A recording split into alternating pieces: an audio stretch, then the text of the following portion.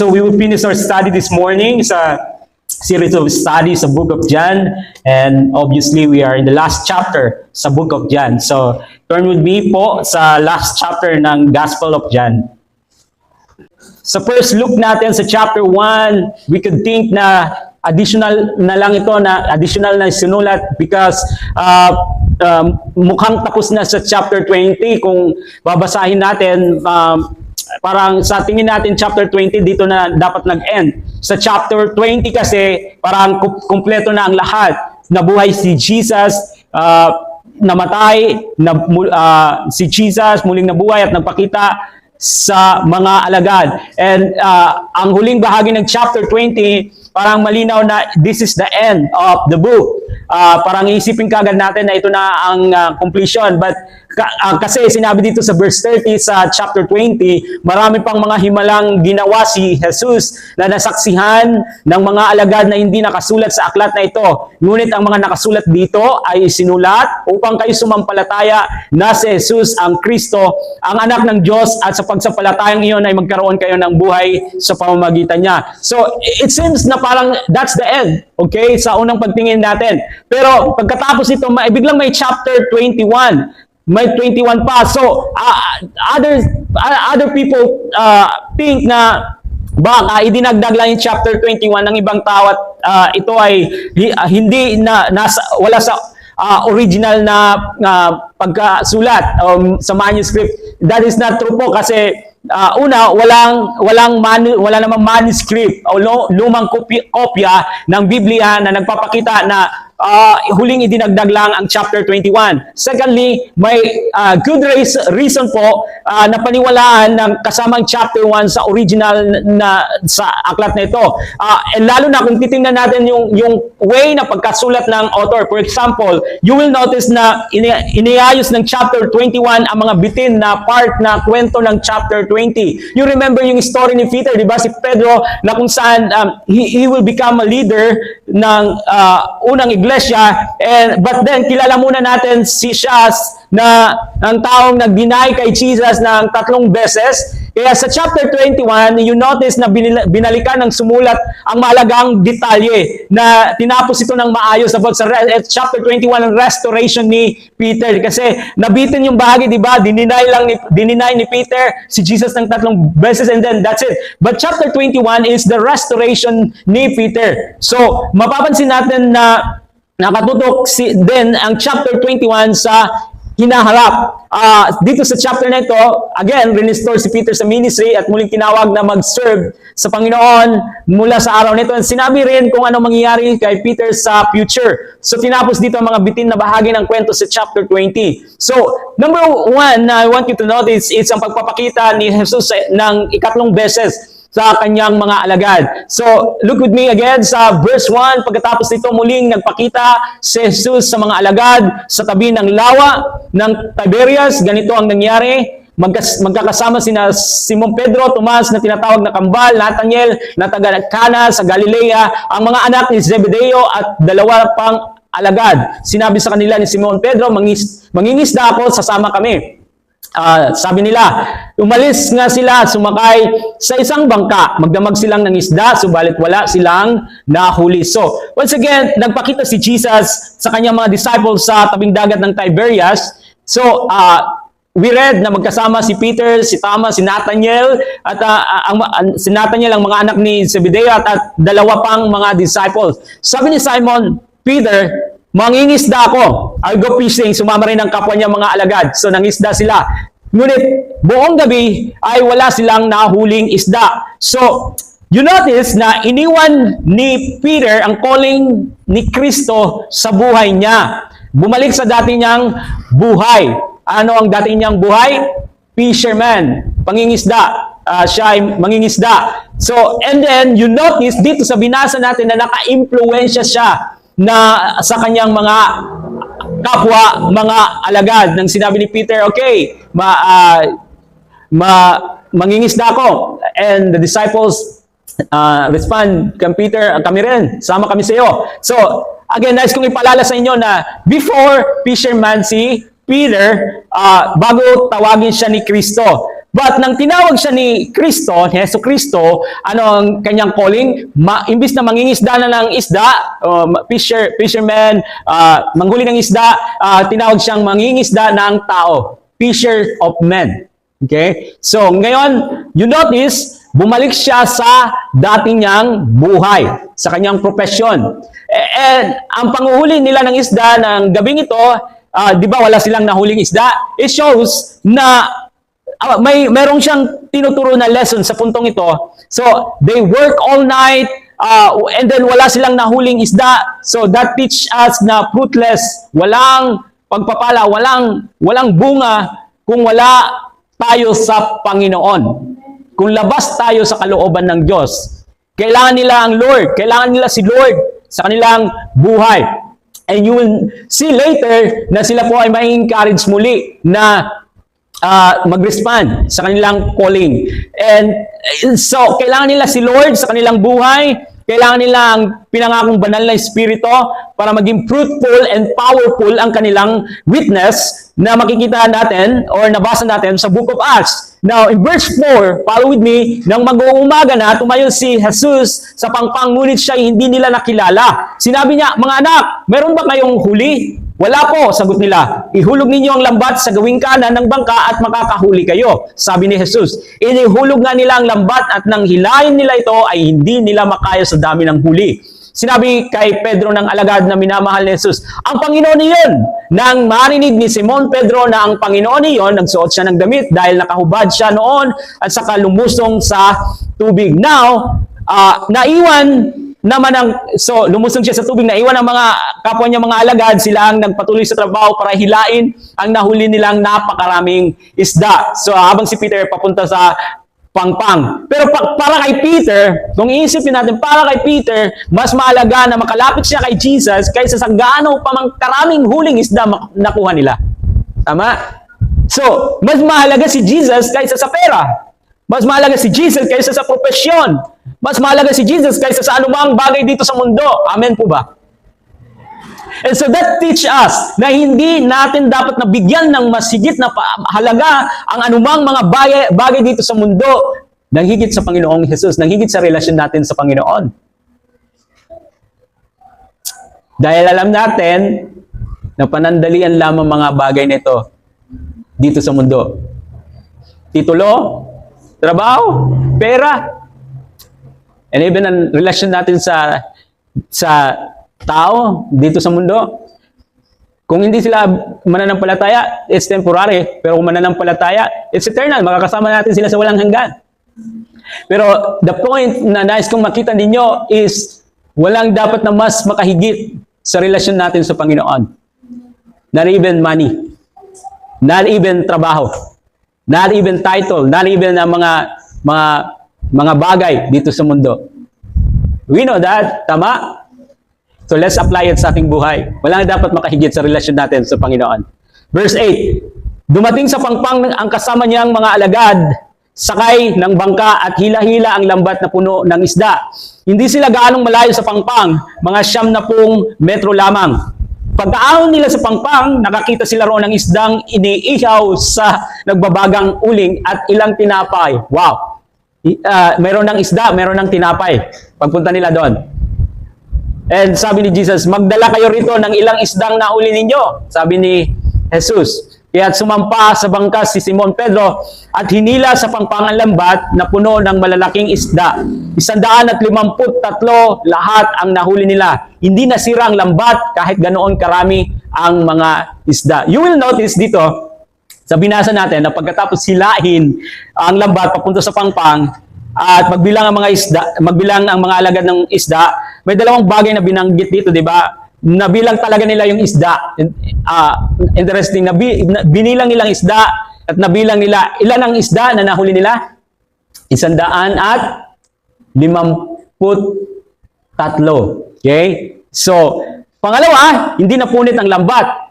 Napansin nyo, napakaraming huling isda pero hindi napunit ang lambat. Interesting. And I will bring you back bago pa lang nakilala ni Peter ang Panginoon na halos mapunit ang lambat.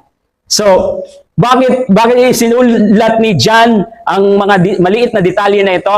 So, napakaraming isda na ang nasa lambat. This is not common. Sobrang laki ng huli ng isda na dapat nakapunit ng lambat. So, binilang pa nila ang nahuli nilang isda dahil sa sobrang dami nito. So, hindi napunit ang lambat at wala ni isang nawala na isda. If you remember, yung story, bago pa nakakilala si Peter at ang mga alagad, nangyari din ito, pero when it comes sa net, iba kasi hindi, sabi halos mapunit, pero dito ay hindi napunit. So, kung nalala ninyo, nakahuli din sila ng maraming isda, same na marami din ang nahuli nilang isda, pero hindi binilang. Hindi sinabi ang detalye kung ilang isda ang nahuli nila bago pa sumunod si Peter at ang mga alagad kay Jesus. So, you know the story, isang araw, naglilinis sila ng lambat si Peter pagkatapos ng gabi, and na buong gabi na wala silang nahuling isda. So, lumapit si Jesus sa kanya, humiling na gamitin ng kanyang bangka para magturo sa mga tao mula sa tabing dagat. And after na magturo ni Jesus, sinabi ni Jesus, Peter, pumunta ka sa malalim na bahagi at ihagis mo ang iyong lambat para mangisda. And sabi ni Peter, Guro, buong gabi kaming nagtrabaho and wala kaming nahuli. Pero ayon sa iyong salita, ibababa ko ang lambat.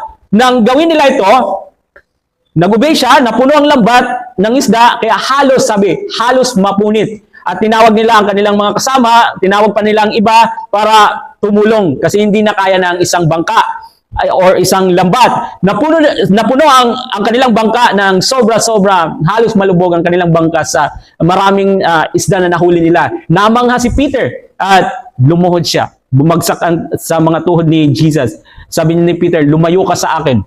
Panginoon, ako yung makasalanan. Pero pinatawad siya ni Jesus at pinalakas, in-strengthen siya, in-encourage siya ni Jesus. Sabi niya, huwag kang matakot. Mula ngayon, magiging mangingisda ka na ng tao. That is his calling, to be fishers of men. So iniwan ni Peter, Santiago at Juan ang lahat. Iniwan nila ang kanilang trabaho, ang lambat, ang bangka, and sumunod kay Jesus. So sinimulan ng kanilang journey bilang mga disciples ni Jesus. So iniwan nila ang kanilang calling. At dumating si Jesus para i-restore sila. And malinaw na itinuturo sa atin na naging fruitful lang ang kanilang buhay dahil kay Kristo. Sa kanyang kasalita, nagkaroon ng kasaganahan. At wala ni isa sa isdang nahuli nila ang nakatakas o nawala. So, ay pinapakita sa atin na magiging fruitful lamang ang ating buhay at epektibo kung si Kristo ay nasa sa atin.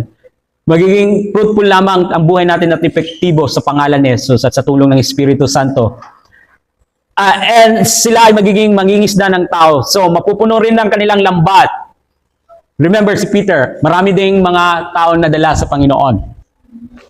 And wala ni isa na mga kaluluwa na mga kaagaw sa kamay ng Diyos. No one can snatch them from the hands of God. Walang mawawala sa kanila itong mga taong binigay ng Ama kay Jesus. So, inihagis nilang lambat. Anong lambat?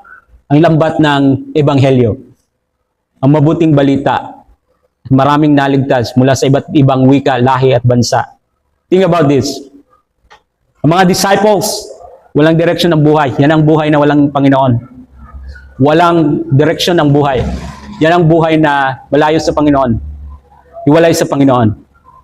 Walang bunga at puno ng pagkabigo. Malungkot.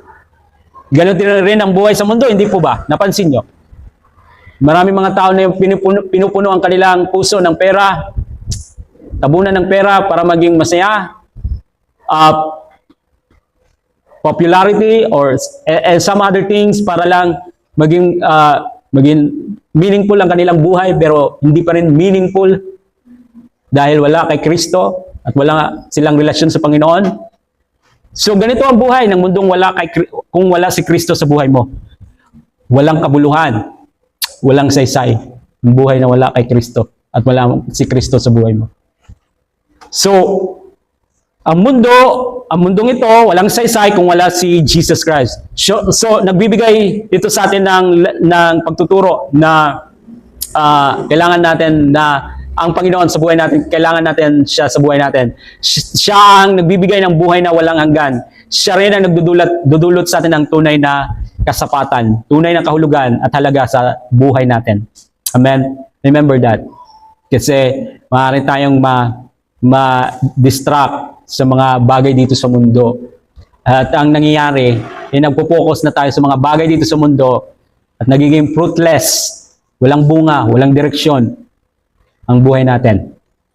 So, mahalaga na buhay natin ay patuloy na nakaangkla sa Panginoong Hesukristo. Amen? So now, rinepress ni Jesus ang mga alagad. Pinalakas ang loob. Verse 12, halik kayo at mag-agahan kayo, sabi ni Jesus, sabi ni Jesus. Isa man sa mga alagad ay hindi nangahas magtanong sa kanya kung sino siya sapagkat alam nila na siya ang Panginoon. Lumapit si Jesus, kinuha ang tinapay at ibinigay sa kanila. Ganon din ang kanyang ginawa sa isda. Ito ang ikatlong pagpapakita ni Jesus sa mga alagad pagkatapos na siya ay muling mabuhay. So, alam ng mga alagad na ang nasa pangpang na ito, nandito sa pangpang na nandito na ito sa tabing dito sa land na ay si Jesus. Itong salita sa kanila na kung may nahuli silang isda at nagsabi sa kanila na ihagis ang lambat. So they know that it is Jesus. So hindi na nila kailangan tanungin, si Jesus ba ito? Because they know na it is Jesus. So Jesus invited them na kumain kasama siya. Sabi niya, "Hali kayo, kumain kayo." So, nais niyang makasama ang kanyang mga taga-sunod sa simple ngunit makahulugang mga sandali. So, Jesus prepared already the food. May isda na, tinapay, dagdag na lang yung nahuli nilang isda. Sabi niya, magdala kayo ng isda dito. And this teach us na God is our provider. Kaya niyang mag-provide. Hindi siya yung Diyos na na binibigyan natin, kundi siya ang Diyos na nagbibigay sa atin. Siya nagpo-provide sa ating mga pangailangan. So tinugunan niya ang kanilang mga needs ng abundantly, and it reminds us na nagbibigay siya sa ating mga needs. Amen? He provides our needs. And it reminds us na magtiwala sa kanyang katapatan and remain sa fellowship sa Panginoon. Remain sa fellowship. I wonder sa mga, they choose other things over fellowship sa Panginoon. You labor a lot. Sige, kayod. Pero butas pa rin ang bulsa. You know why? Because hindi mo ino-honor ang Diyos ng higit sa anumang bagay at sa buhay mo. But, kung ino-honor po natin si Jesus through fellowship sa Kanya, palaging priority siya sa ating buhay kasi gusto niya ng fellowship sa atin, and I hope yun din ang gusto natin, fellowship. So, this teaches us that He can provide your needs. He will provide your needs. Many times, we overheard na ang Matthew 6:33. But we still go back na hindi natin priority ang fellowship sa Panginoon. But go back to this story. Si Jesus ang nag-provide ng abundant na fish. Pagdating nila, pero sa fellowship kay Jesus, mayroon na dong isda at tinapay. And Jesus wants fellowship sa kanila. Many times ang problema natin kung bakit na hindi tayo naka-fellowship is because of this. Tama? Yun ang problema minsan ng iba. Pero kung ito yung desire natin, ito yung gusto natin, kasi ito yung gusto ng Panginoon. Yung gusto ng Panginoon, gusto mo sana dapat sa iyong buhay. So, many times we reason na maintindihan naman ng Panginoon. That's true. Palaging nag-iintindi sa atin ng Panginoon. Iniintindi tayo palagi. Pero, do you love Jesus? If you love Jesus, then you love fellowship sa Kanya. It's like a loved ones na this Christmas siguro malayo sa'yo, pero you're longing for a time na makasama sila, hindi ba? And, you know, ito yung dahilan, maintindihan naman nila kasi nagtatrabaho ako dito. And we apply that sa relasyon natin. There are times, na-apply natin sa relasyon natin sa Diyos. Maintindihan naman ng Diyos. But God wants fellowship. Fellowship sa atin. Palagi. Gusto niya. And sa mga, even bago siya pumanhik, umakyat sa langit, naglaan siya ng time sa kanyang mga alagad para makipag-fellowship. And, you know, Peter, even kung titingnan natin kay Peter, wala akong pakialam sa nahuling isda, gusto kong makita ang Panginoon, gusto kong makasama ang Panginoon. Because of his heart na devoted sa Panginoon. Yes, he failed, pero gusto niyang makasama ang Panginoon, gusto niya maka-fellowship ang Panginoon, makita ang Panginoon. And for us, church, importante na, you know, we trust God na magpo-provide siya because He's faithful sa ating buhay. But honor God sa iyong buhay. Continue sa fellowship sa Kanya at sa kapwa mananampalataya. So that tayo ay magiging malakas na Kristiyano at hindi mahinang Kristiyano. This is the purpose of fellowship sa Panginoon at sa kapwa Kristiyano. Para maging malakas tayo. Kung hindi tayo nakikipag-fellowship, then paano ka ma-strengthen? Paano ka mapapalakas sa spiritual? Paano ka mapapaalalahanan? Paano magiging matibay ka na Kristiyano? And so that's one of the reason, ang kahalagahan ng fellowship para mapalakas tayo at hindi tayo maging mahinang Kristiyano. Amen? So, let's go sa una, ang Revelation, pagpakita ni Jesus, pangalawa, ang refreshment ng mga disciple, and now ang restoration ni Peter. And of course, including ang iba pang mga alagad. So, notice na restore ni Jesus ang kanyang mga alagad, si Peter at iba pang mga alagad. But focusing kay Peter, di ba? So we know the story na bago ito, dininay ni Peter si Jesus nung gabi na siya, bago siya ipaak sa cross. So, dininay niya ang Panginoon sa harap ng lahat ng how many times? 3 beses. So, now dito makikita natin kung paano siya inibig at restore ni Jesus. And we know na si Peter ay nagrepent sa kanyang mga nagawang kasalanan, nagsisi siya. And now, sabik siyang makita si Jesus. And notice na natuwa si Jesus na makita si Peter. Tinanggap niya si Peter at restore niya itong kanyang disciple. Restore din niya ang iba pang mga alagad sa kanya sa paglilingkod. Not because tinolerate niya ang kasalanan, kundi sa pamagitan ng pagtutuwid sa kasalanan. And we will notice na the same time sa mga tanong ni Jesus, tinutuwid din ang puso ni Peter dito sa mga tanong niya. And same sa buhay natin, tinutuwid din tayo ng Panginoon sa ating mga nagawang pagkakamali, sa ating kasalanan because He loves us. Kaya tinutuwid tayo, restore tayo. Ang goal palagi niya i-restore tayo sa Kanya. And tinuturuan tayo kung ano ang tama. So again, dininay ni Peter, interesting. Pansinin nyo lang mabuti ang ating kwento.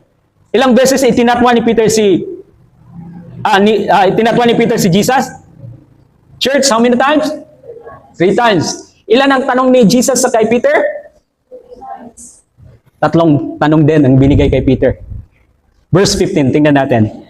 Pagkakain nila, tinanong ni Jesus si Simon Pedro, Simon, anak ni Juan, iniibig mo ba ako ng higit sa mga ito? Opo, Panginoon. Alam ninyong mahal ko kayo, tugon niya. Sinabi sa kanya ni Jesus, kung gayon, pakainin mo ang aking mga batang tupa. Muli siyang tinanong ni Jesus, Simon, anak ni Juan, iniibig mo ba ako? Sumagot si Pedro, Opo, Panginoon. Alam ninyong mahal ko kayo. Sabi ni Jesus, alagaan mo ang aking mga tupa. Pangatlong ulit na tinanong siya ni Jesus, Simon, anak ni Juan, mahal mo ba ako? Nalungkot si Pedro sapagkat 3 beses siyang tinanong ng mahal mo ba ako? At sumagot siya, Panginoon, alam po ninyo ang lahat ng bagay. Alam ninyong mahal ko kayo. Sinabi sa kanya ni Jesus, pakainin mo ang aking mga tupa. I can imagine sa mga mag-asawa, no? Sweetheart, mahal mo ba ako? Oo, mahal kita. Tanong na naman, sweetheart, mahal mo ba ako? No, mahal kita. Pangatlong beses, mahal mo ba ako? Ang kulit-kulit mo naman. Ang kulit mo. And perhaps, sabihin mo, ang corny mo naman. Gusto mo marinig na I love you? Isn't it? Di ba? Sa Panginoon, hindi yan corny. For those sa mga mag-asawa, mahalaga ang sweetness. Mahalaga pa rin ang, pagpapaalala sa bawat isa na mahal nyo ang bawat isa. And so, mahalaga ang pag-iibigan at mahalaga ang minsan gustong marinig ng iyong asawa na ang I love you pa rin. Gaya ng Panginoon, di ba? And it's not corny. Hindi siya corny dapat sa atin. Yun sa mga sa libutan, walang ka-sweet-sweet sa kanila kasi puro rude na batasan. So, sa Panginoon, ang relationship natin sa Panginoon, tumatamis. At ganun din ang relasyon natin. Ito ay nagpo-flow na lang mula sa relasyon natin sa Panginoon, nagpo-flow papunta sa ibang tao. Amen? Natural na lang po-flow siya. Okay? Sa mga youth, huwag niyo subukan muna eskwela lanay.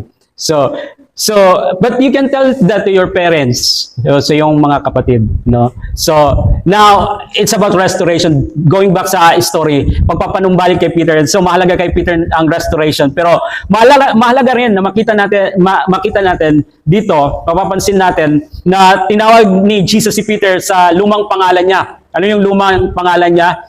Ang lumang pangalan niya ay Simon. Ang bagong pangalan niya ay Peter. Okay? So para itong pagsaway na kung saan pinapakita kay Peter, bumalik ka na naman sa dating mong buhay, Peter. Bumalik ka na naman sa dating gawi, Peter. Simon. So yung pangalan ng Simon, pinapakita kung ano yung dati niyang buhay.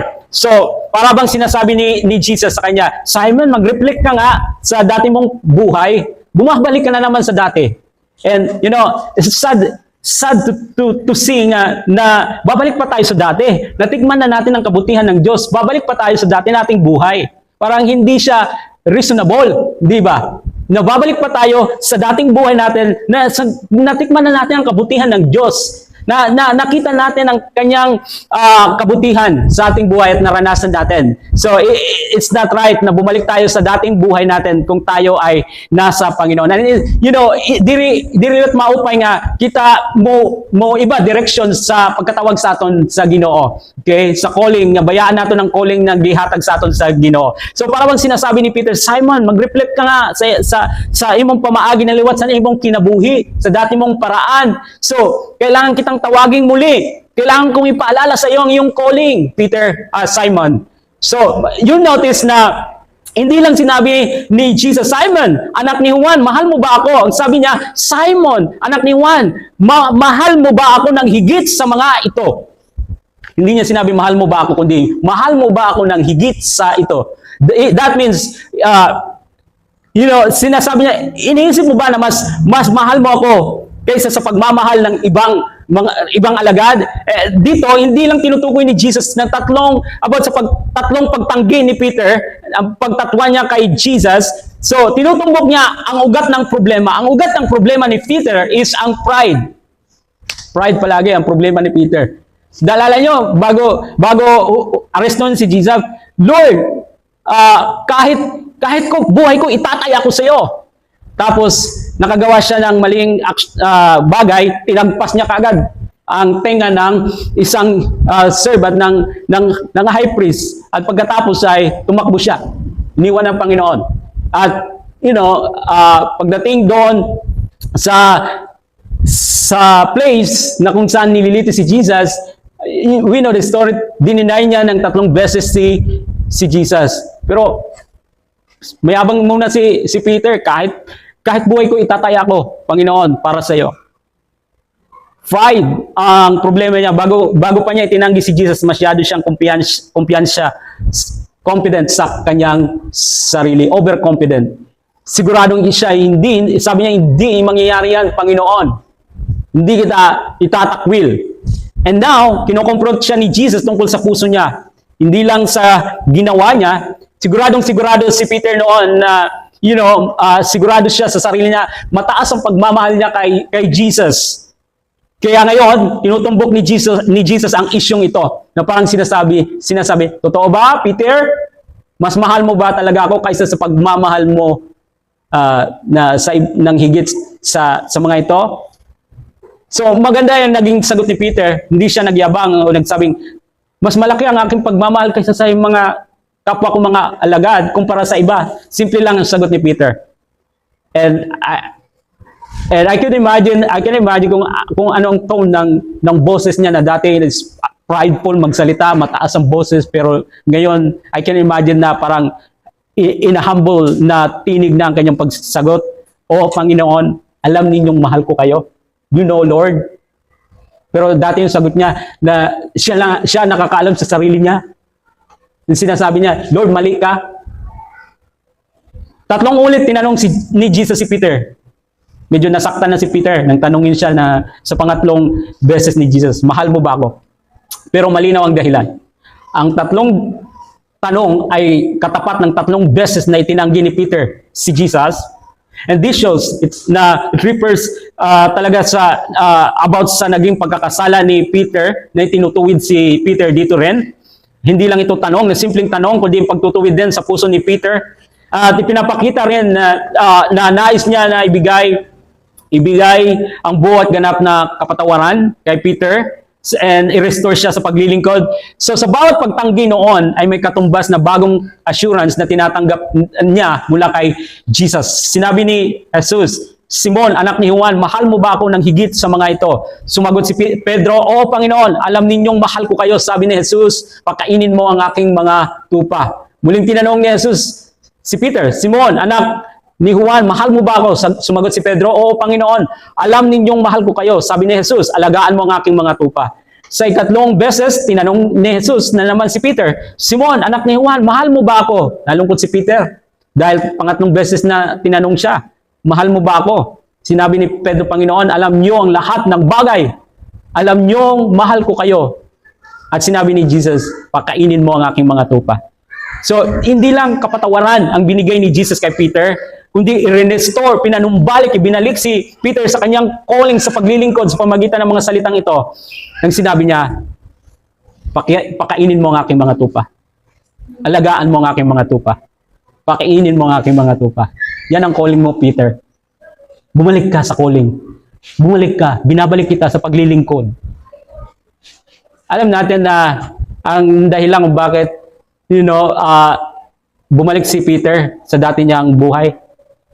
That is ang guiltiness ng kasalanan. That's what Satan does sa buhay ng Kristiyano. Guiltiness. Pero ang Holy Spirit is conviction. Sabi niya, magbalik loob ka sa Panginoon. Ang guiltiness, gusto nating lumayo sa fellowship. Gusto nating lumayo sa simbahan kasi nagigilty tayo. Gusto natin na hindi na magpatuloy. Yun ang gusto ni Satanas, maging guilty ka. Pero ang conviction ng banal na Espiritu is to mag-repent at magbalik loob sa Panginoon, bumalik ka sa calling na binigay sa iyo ng Panginoon sa buhay mo. Amen?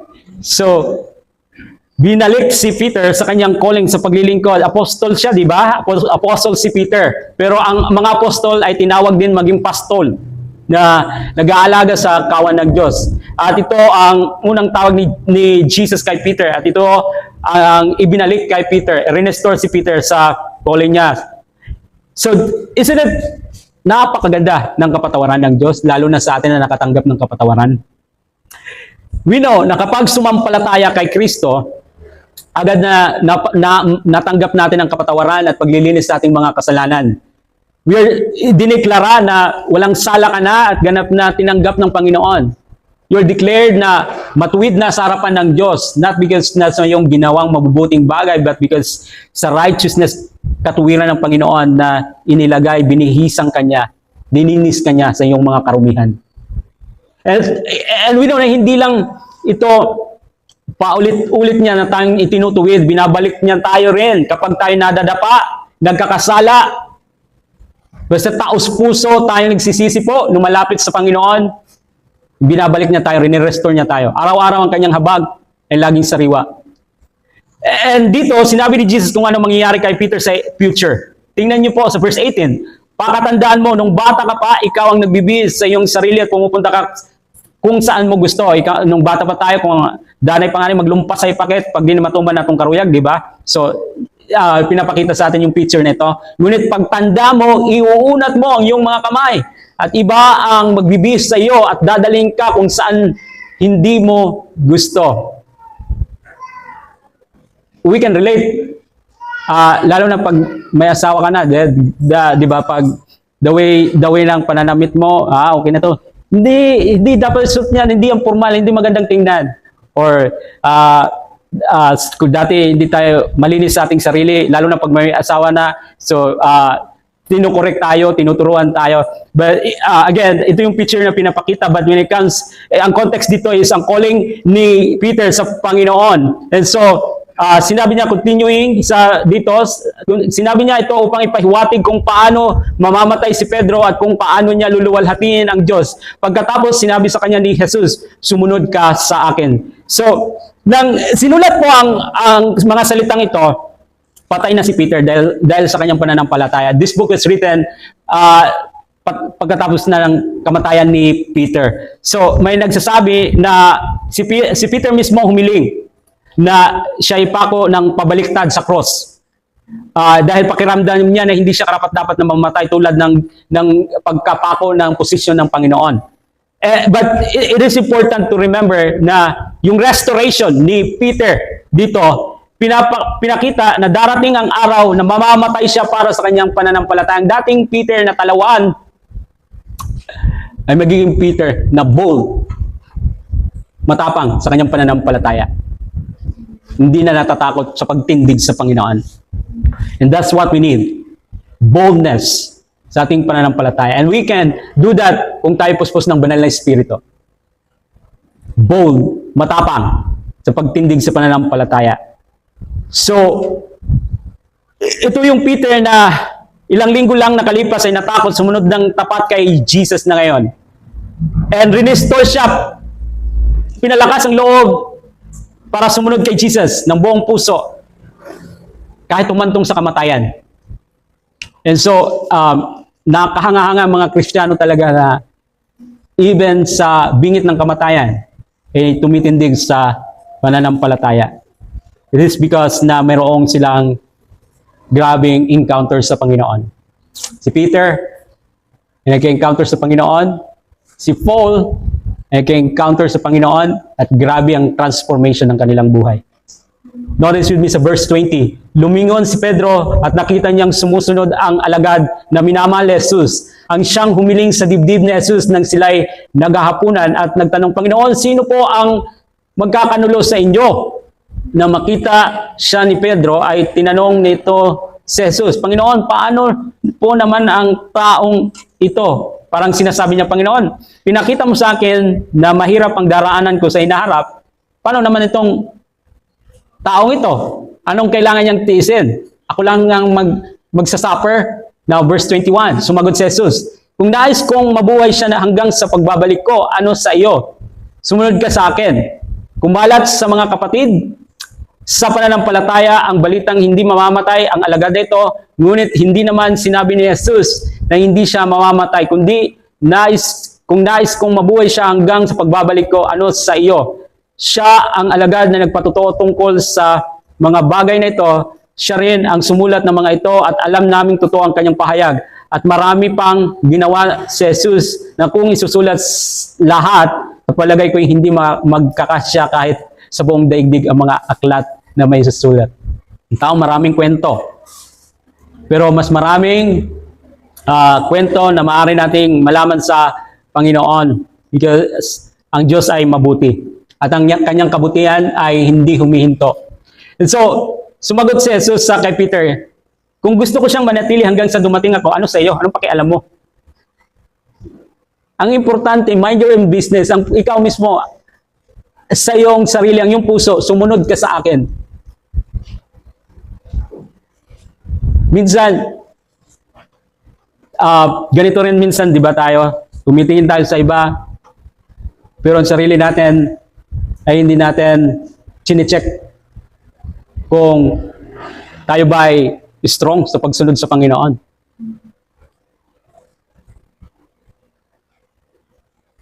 And minsan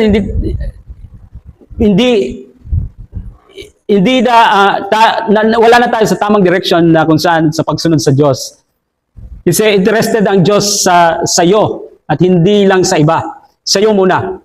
Kung anong pasya mo, kung anong heart mo sa harapan ng Diyos. Now, ang tinutukoy dito na mananatili na una namatay si Peter, si John nanatili pa siya, ayon sa church tradition, siya ay pinakuluan at himalang nabuhay pa.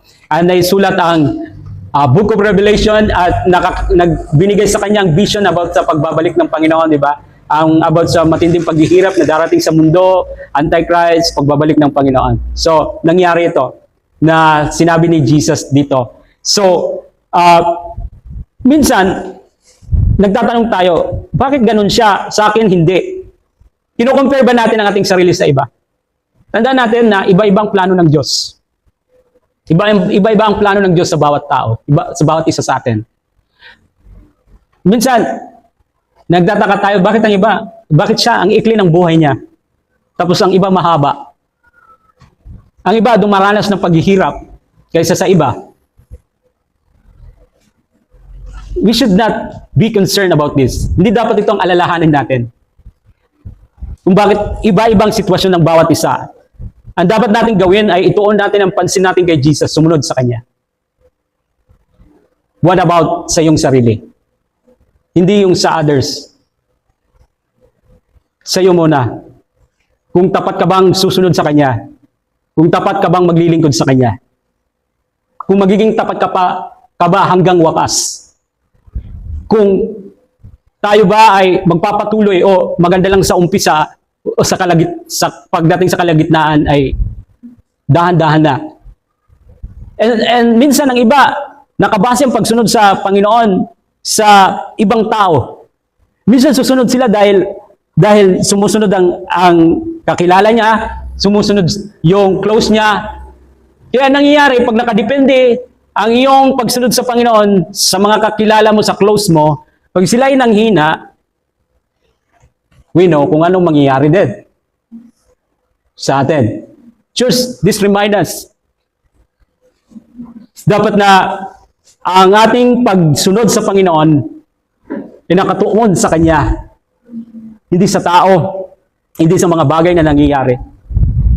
Because kung itutuon natin ang ating puso at ating isipan sa tao, sa mga bagay na nangyayari, it will discourage us. And ang mangyayari, ito magiging dahilan para huminto tayo. So paalala lang po sa atin ngayon, mahalaga na ang ating puso't isipan nakatuon sa Panginoon. Sumunod ka sa Kanya ng tapat hanggang wakas. So, we know na malaki ang pagkakamali ni Peter, pero rinestore siya ni Jesus powerfully. At maraming mga tao ang nadala niya sa Panginoon, naging epektibo ang kanyang buhay dahil sa radical na transformation sa kanyang buhay. Tapat niyang sinunod. Mula noon, tapat na niyang sinunod, pinaglingkuran ng Panginoon kahit pa humantong sa kamatayan.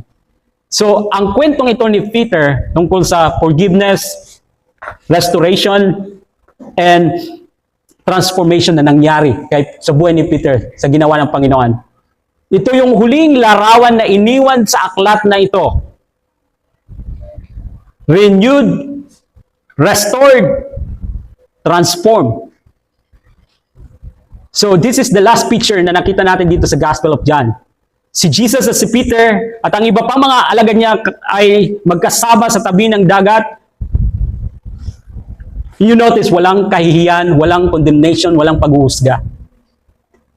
Napakagandang ending. Alam niyo yun, pag nanonood kayo ng palabas tapos patay ang bida, masakit sa loob mo, hindi ko gusto yung ending. But you notice, beautiful ending ang nakita natin dito. And it reminds us kung saan dapat tayo naroroon. Not literal sa tabing dagat, kundi sa fellowship sa Panginoon. Sa fellowship sa Diyos. Church, we know this. Binayaran ng Panginoon ang ating mga kasalanan sa cross. It cost Him His life. Tumulo ang kanyang dugo para lang magkaroon tayo ng fellowship sa Kanya. Magkaroon tayo ng ugnayan sa Kanya. Magkaroon tayo ng relasyon sa Kanya. And we know na hindi tayo karapat-dapat.